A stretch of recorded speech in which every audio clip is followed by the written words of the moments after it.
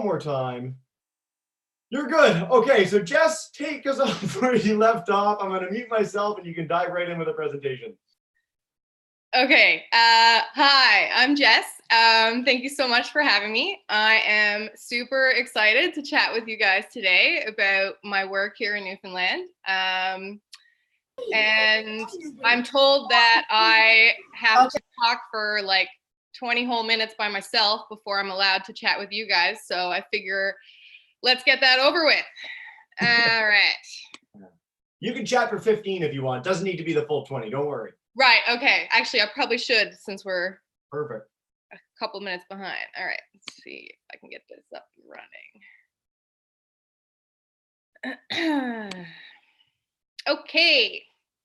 So I am going to talk to you about how we are looking for plastics around the coastal zone of the island of Newfoundland today.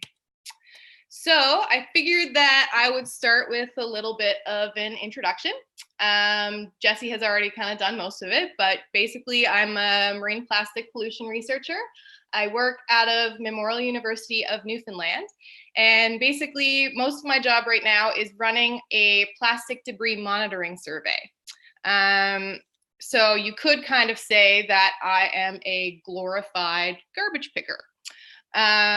So how does one go about finding themselves becoming a glorified garbage picker? I'll tell you a little bit about how I got here. So I actually am originally from Cambridge, Ontario, which is cool because I think we have a class from there today. So that's pretty fun for me. But when I was about, I think 11 years old, my family, who is from Newfoundland, moved us all back over to the east coast of Canada. So my dad, who is in this picture on the left, was actually a cod fisherman. So back just before the cod stocks kind of collapsed and a lot of fishermen lost their jobs, he moved all of us to Ontario, and then we eventually moved back to Newfoundland. So my time in Newfoundland being raised by an ex-cod fisherman in a town of like 30 people here meant that I spent a lot of time on the water.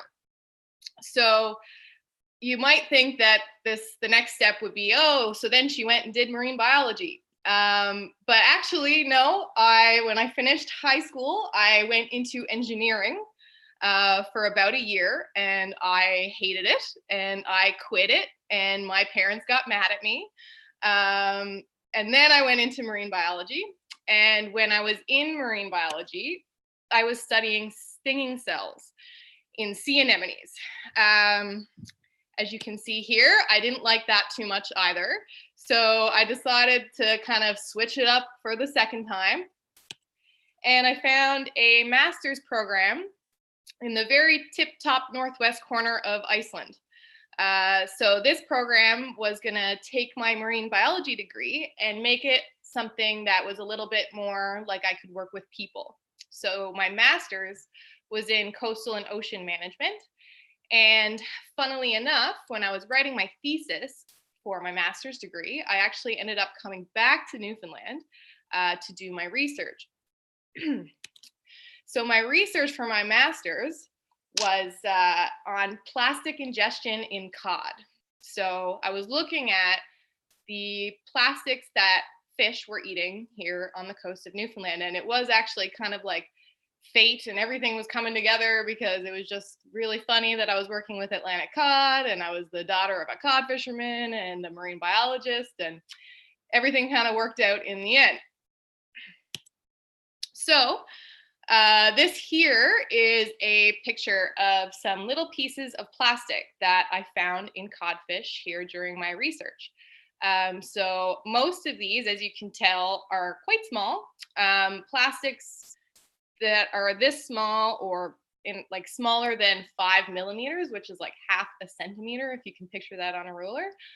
Those are called microplastics. So that's mostly what we were looking at. So if you look at how small these are, the first reaction a lot of times is, well, who cares? Like, they're tiny, they're not getting stuck in the codfish. It's not, like those stories you hear about dolphins, getting full of plastic bags or anything. I mean, the fish are definitely pooping it out right away.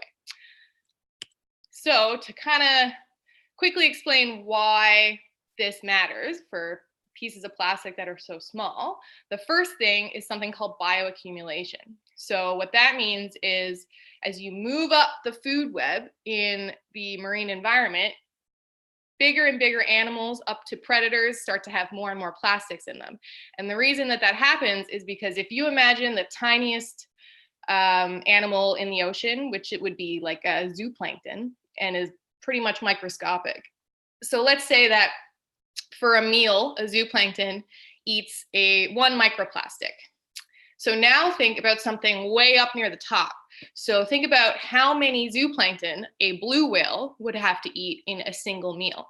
So if every single one of those zooplankton for their meal had a piece of plastic, now you're talking about millions of plastic into a whale for one meal.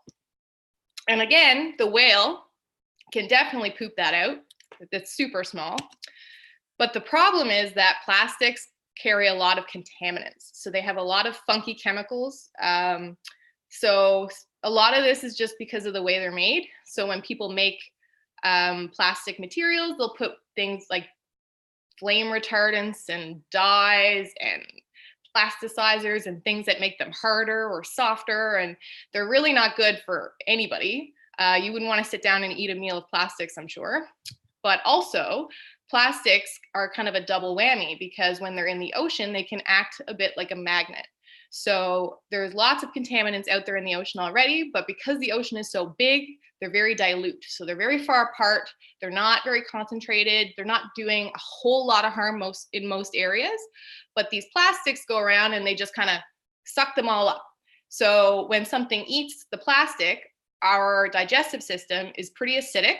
And what happens is those contaminants on the plastic will start to leave the plastic and go into the tissues of the animal. So the more plastic that they're eating, the more contaminants is going to be in the tissue. And this is a problem, particularly for people who depend on wild food. So people who eat a lot of fish, I mean, we eat a lot of codfish here, but even more importantly, there are a lot of parts of the world where the impact of plastic pollution can be a lot worse for the people who depend on this wild food more. So in developing countries or in indigenous communities, sometimes wild food is incredibly important, and contaminants in that food system is a pretty bad thing. So we do need to know, we're constantly trying to figure out more about this.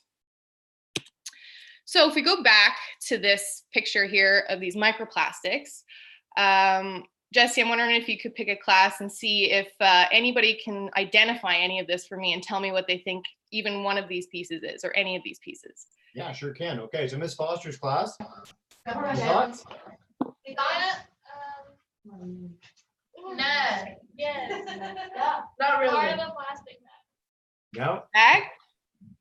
Yes. It's a water bottle. Water bottle. Think it's a water bottle? The shirt. It looks like part of a plastic bag. It's plastic. What? That little piece right Because there. No. Right. So tell us, what do you think, Jess? So you guys perfectly answered my question, because the answer is it is almost impossible to tell. Yeah. When plastics are this tiny, you just can't tell for sure. We actually do know what a couple of these things are, and I'll tell you about that later. But the point is that once plastics start to break up into these tiny pieces, you can imagine there's just no way that you're going to know if it was a water bottle or if it was a sweater, without some really expensive technology that nobody would have the money to do that for every single piece of microplastic. So what that means is that we use shoreline surveys. So we know that a lot of microplastics happen when bigger plastics are breaking down.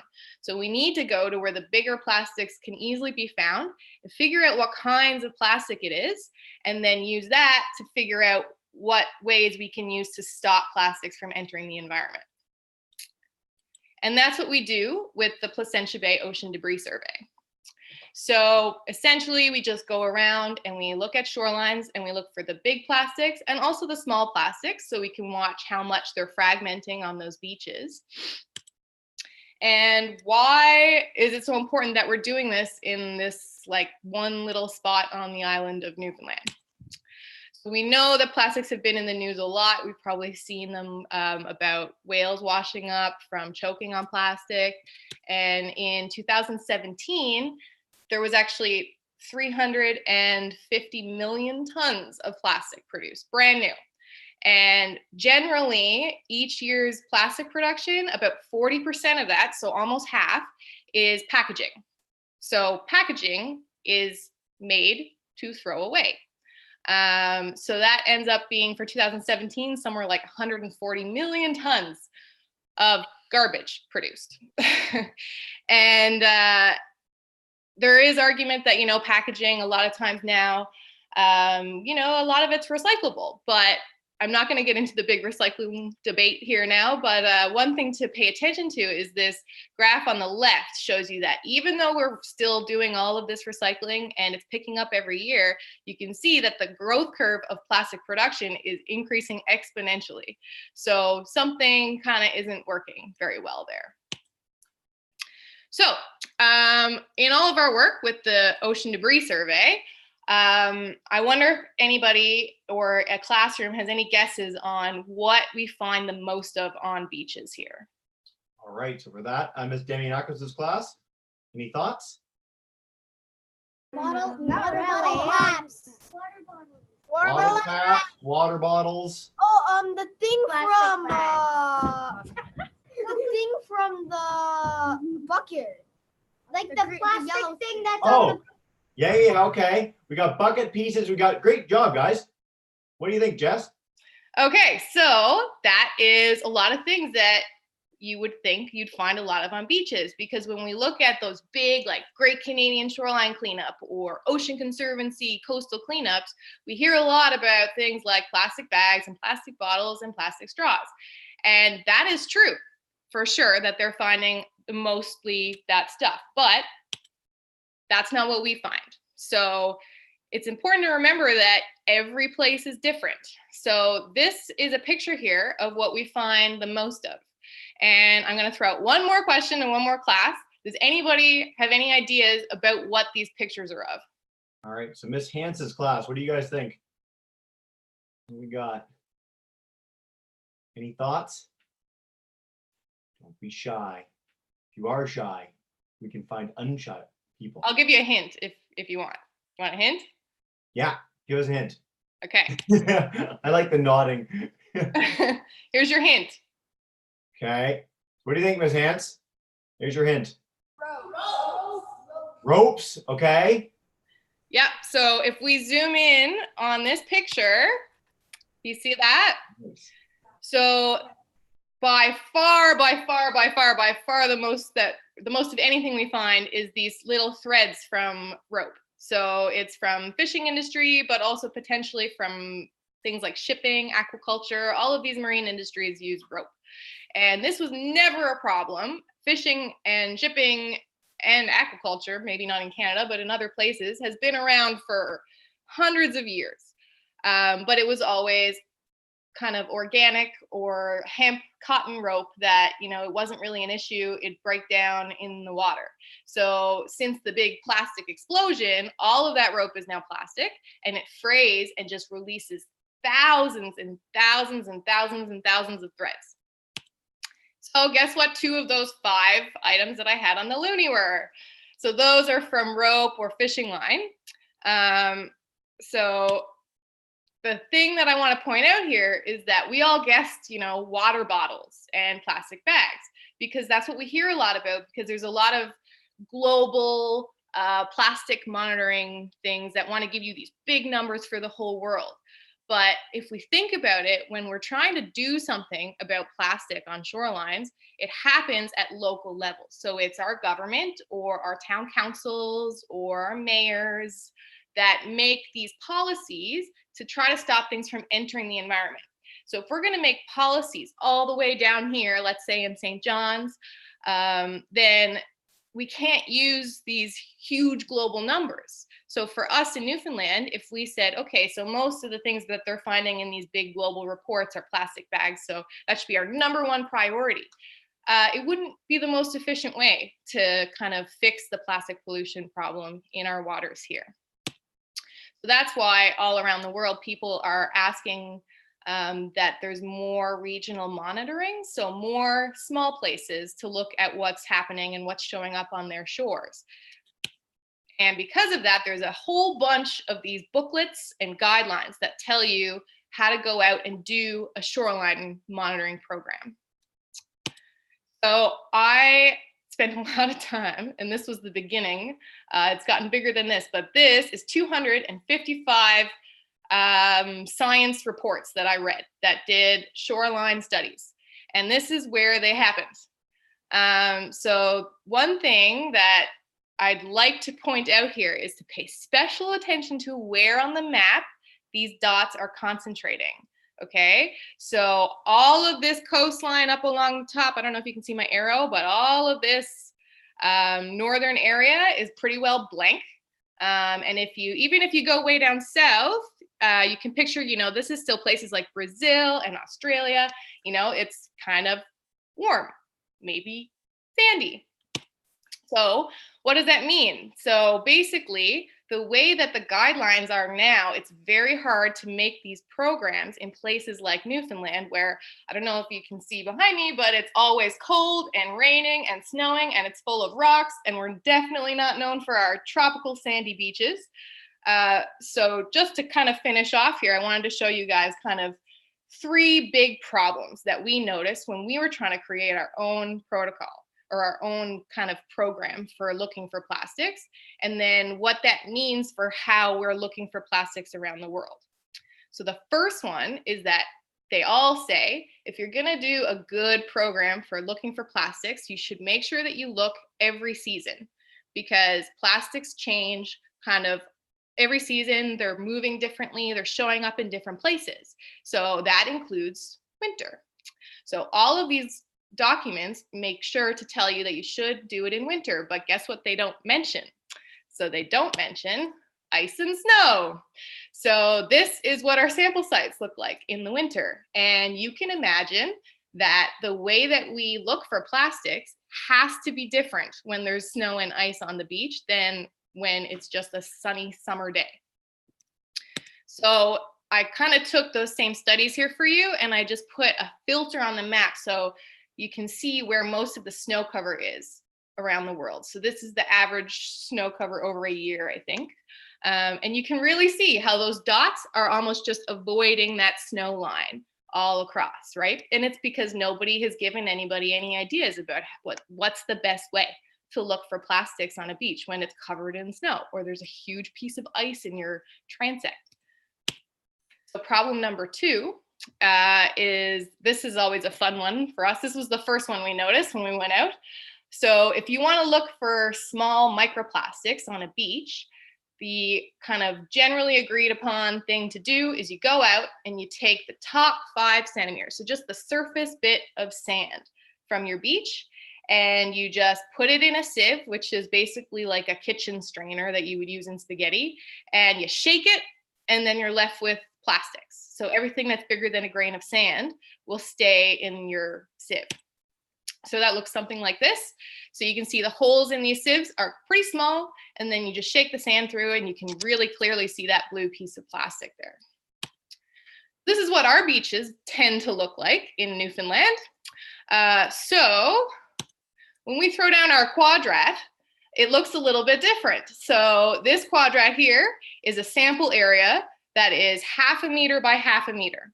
So you can kind of see the tip of my foot in the bottom right of the picture there. So these rocks some of them are the size of my hand. So you can imagine if I were to take the top section of rocks and put them in a sieve, like I showed you before, with holes in it that size, nothing is going to happen. Absolutely nothing. So if we look at all of those studies that I showed you earlier, here's the 255 shoreline studies. These are the ones that talk about small plastics that are in anything that is not sand. Now, the thing to remember here too, that has been really fun for me in talking to people from some more southern locations, is that all of these places in warm tropical climates, like in the Mediterranean or the South Atlantic, South Pacific, so they're not all sand. There's lots of countries down there that have big rocks on their shorelines, hard rocky cliffs, coral rubble shorelines, mangroves with just trees and roots sticking out everywhere. So even in the South, it doesn't work.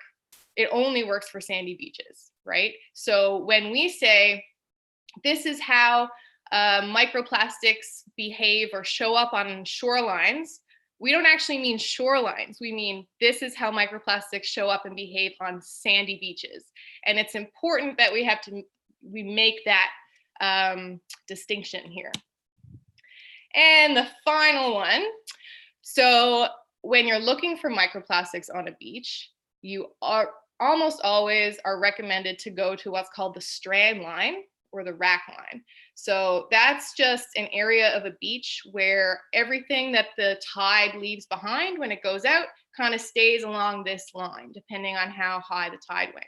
So if you walk down to a beach, you will almost always see a line of like sticks and seeds or plastic seaweed, and it's a very obvious area of the beach. If nothing washed up, you can still see it because it's usually just kind of like a wet line on the sand.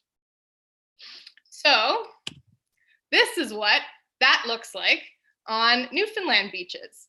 And a lot of beaches where we're not tropical sandy beaches, we're not characterized by coral reefs. We have huge kelp forests right off our coastline, and we have really crazy waves and weather here that just drags everything up onto the shoreline. This is my favorite modeling picture of my entire career, I think. And you can imagine that if you throw that quadrat I showed you earlier down on the strand line, as is recommended, it might be a little bit difficult to take the top 5 centimeters of sand from that and then put them in a sieve and try to find the microplastics. So we'll go back one more time to this map. So here again is the 250 odd shoreline studies. And here are the ones that mention sampling for microplastics in seaweed. There's none, so it's hard to believe, but it's true. And my concluding points of this is, first of all, science is not the be-all end-all. They're not always on top of their game. Everything is not always laid out for you. So when you go out and you do field research, it's always a work in progress. Nothing ever goes like you think it's going to go. You have to be super adaptable, super creative. You just honestly have to make it up as you go sometimes. And one way that we do that is we work a lot with local people. So we work with community members, fish harvesters, students like you guys, to make sure that we are doing what's best for that area and we're representing where we are.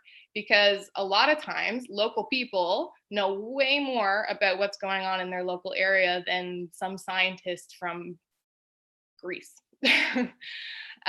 So as we move into our kind of chit chat, I just thought I'd leave you guys with a little thought piece. So you don't have to answer this question because I have 2 degrees and I'm still trying to answer this question.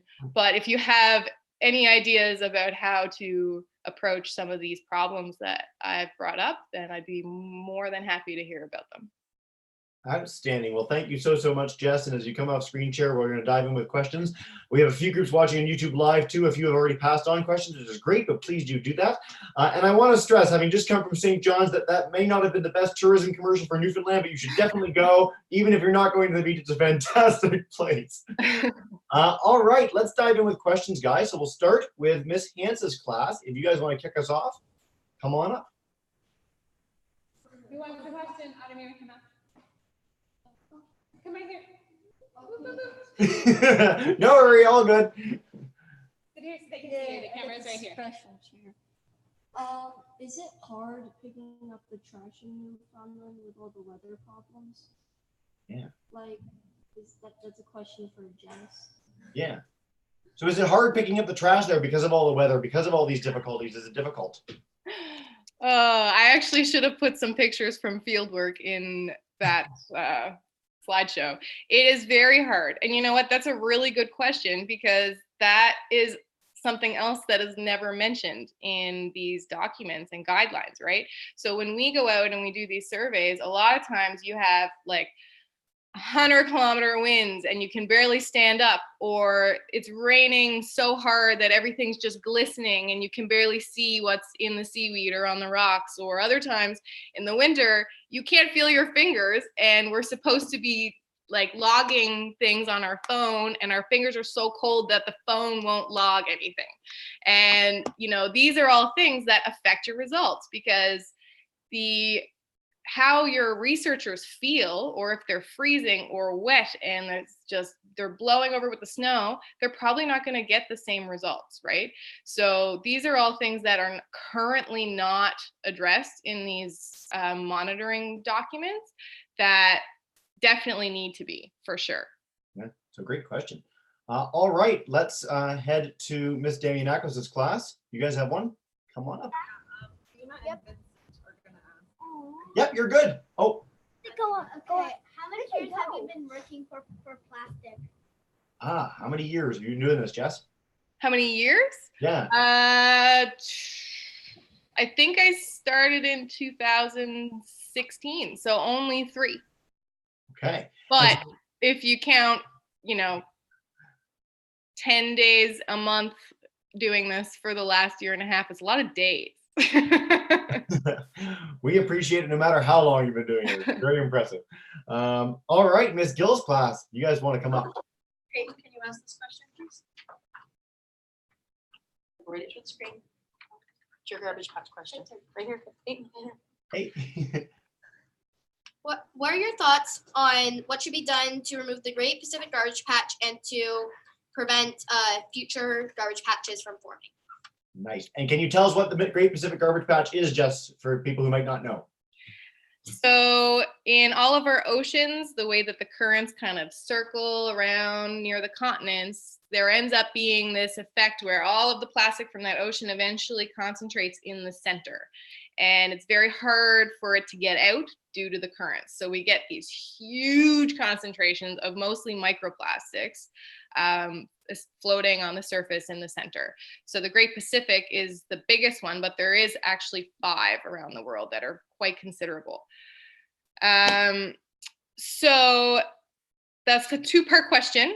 And I think the second part is the most important, and that is to stop bringing more in. And the reason that I think that is because there are a lot of ideas about how to clean it up. But cleaning up plastic in any situation is what we call an end of pipe solution. So it means that the pipe is still emptying plastics into the ocean, and you're just kind of picking it up as they come out, and you don't really have a full positive impact. And another thing to remember too is that these are microplastics in the Pacific garbage patch. So if you went out there in a boat, you probably wouldn't even know that you were in the garbage patch.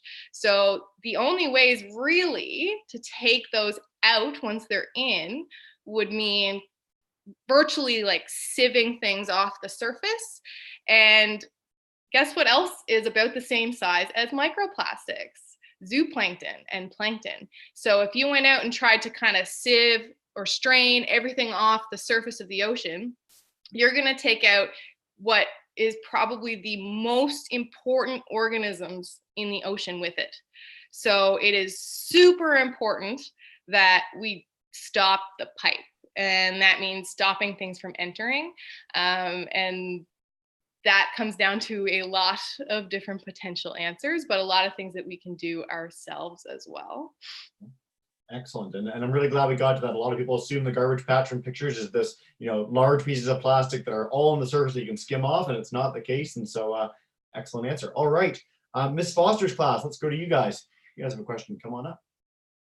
Are microplastics as bad as bigger plastics? Are they as bad? I think I'm a little bit biased on this, maybe, but I would say that they are worse. For partly because of the reasons I mentioned about food webs. So I spend a lot of time thinking about how if microplastics are actually bringing contaminants into the food web that can harm humans through their diet, then I spend a lot of time thinking about what's called like environmental justice, basically. So what happens is the people who are not contributing as much to the problem, or who don't have the most money in the world, or are already in certain circumstances, end up getting hurt the most by this. And I think that for that reason, I think that microplastics are worse. I think that the big stuff is definitely bad because it can often have immediate consequences. Like it can strangle a turtle or choke up a whale or a dolphin. But microplastics are a bit of an invisible threat. And they're a lot harder to clean up, as we just said. And they do have that impact on people who really can't afford that impact right now. Very good. All right, Ms. Russett's class, if you guys have a question, go for it. Okay. What is the biggest animal you found microplastics in? Biggest animal. So I have only looked at cod and silver hake. So personally, the biggest one was just a really big codfish. But people have found microplastics in virtually almost every animal. So I don't think anybody's looked at a blue whale, but I'm pretty certain that if you did, you would find microplastics. So yeah, they are in pretty much the entire marine food web for sure. Everything. All right. We're going to try and do another round of questions. Before we do that, I just wanted to take one question from a group online. So Ms. Vandevoort's class, grade 5/6s in Kelowna, BC, asked, is it possible that when people eat fish, they have these microplastics? And if yes, is it dangerous? This is something we're getting into every single session we're doing on microplastics. Can you eat them and do they harm us? So two things. So the first thing is, are you eating the plastics themselves? Oftentimes, no. So unless certain types of fish, when you eat the whole fish, you might eat the plastic because it would be in the stomach. But most fish that we eat is just the flesh. So I'm not saying all the time no because of that, because there has been some new research that's shown that with the really, really small plastics, like nano, like tiny, those have actually been shown that they can move into the tissues the same way that those contaminants I was talking about can. So they'll leave the gut and move into the muscle of the animal. So in that case, yes, you could be eating plastics. The second thing is that it's not necessarily the physical plastics that might matter, right? So eating the flesh of the fish could be a danger because of the contaminants that traveled into that fish's tissue from eating plastic. And the question of, is it dangerous, is one that has been plaguing the scientific community forever. It is, so far, nobody's really fully answered that question. It is really hard to tell for a number of reasons. So the first reason is, if you think about it, a lot of the contaminants that are on plastics, we already know, we have the science that says that they are dangerous to human health. But if you take a fish and start testing its tissues and it has these contaminants, you don't know if they came from plastics. You don't know how much did come from plastics and how much came from something else. It's really hard to make that link. Short of doing an experimental trial, and you can't just feed people purposely contaminated plastic ingesting fish to see what happens. So for that reason, we still don't know, but I can tell you that a lot of the chemicals, like the majority of chemicals that have been associated with plastics, are on watch lists. There are dangerous consequences.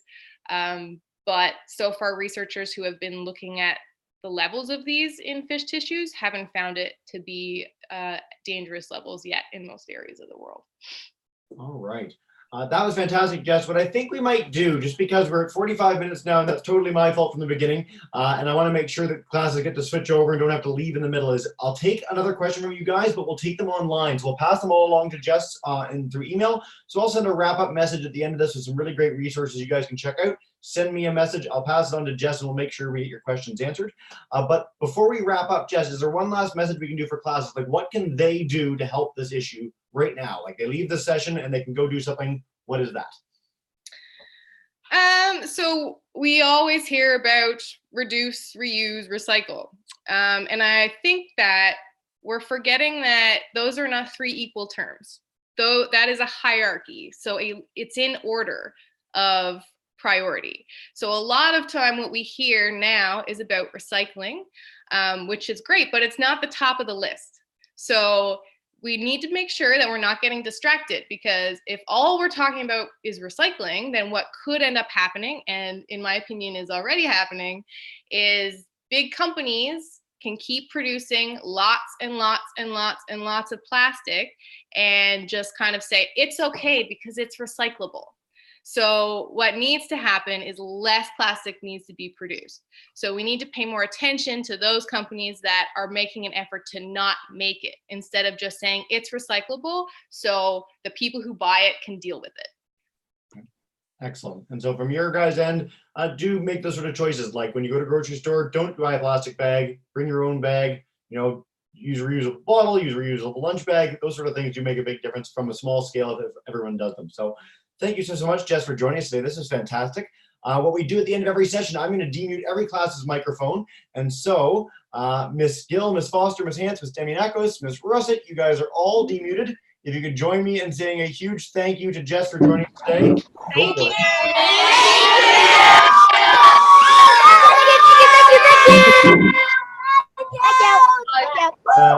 Awesome, guys. Thank you so much. And keep joining us for the rest of the month as we continue to showcase ocean plastics as an issue. And check out our other sessions on YouTube. They're all there. Jess, this is marvelous.